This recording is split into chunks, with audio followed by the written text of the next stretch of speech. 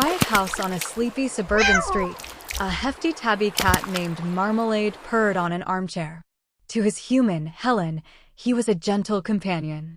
But the soft fur and rumbling purr were a carefully maintained disguise. Beneath them lived a predator of breathtaking efficiency, and the nearby river was calling to him. With a sudden, silent grace, Marmalade rose. The lazy warmth in his amber eyes sharpened into a predator's focus. At the back door, Helen smiled, sliding it open. "Going out, big guy?" He slipped into the heat, his body instantly shifting into a low, silent stalk. He was no longer a pet, he was a hunter. He flowed through the manicured lawns and into the wild woods bordering the river, a striped ghost invisible in the dappled sunlight.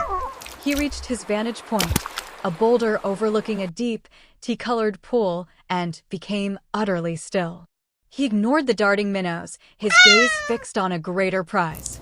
He saw it almost immediately.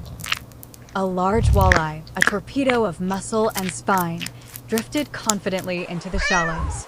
It was a formidable fish, the king of this pool. To Marmalade, it was the perfect challenge. When the walleye turned, distracted, Marmalade launched. He was an airborne missile of orange and black fury, hitting the water with a violent splash that shattered the afternoon's peace. The cold was a shock, but his claws were already sunk deep.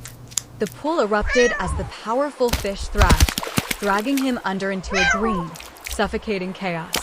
His lungs burned, but his will was iron.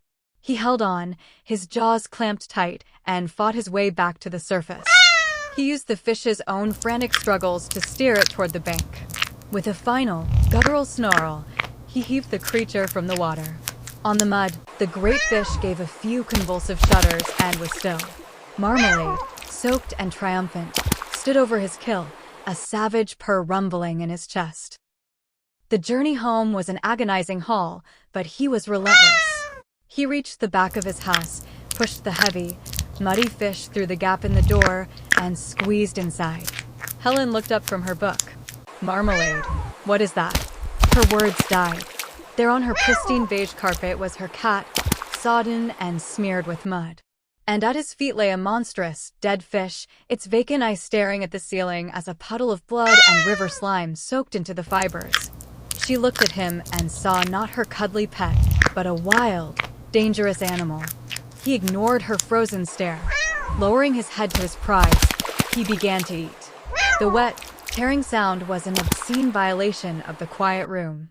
The hunter was home, and the brutal truth of the wild had been dragged into the heart of the house.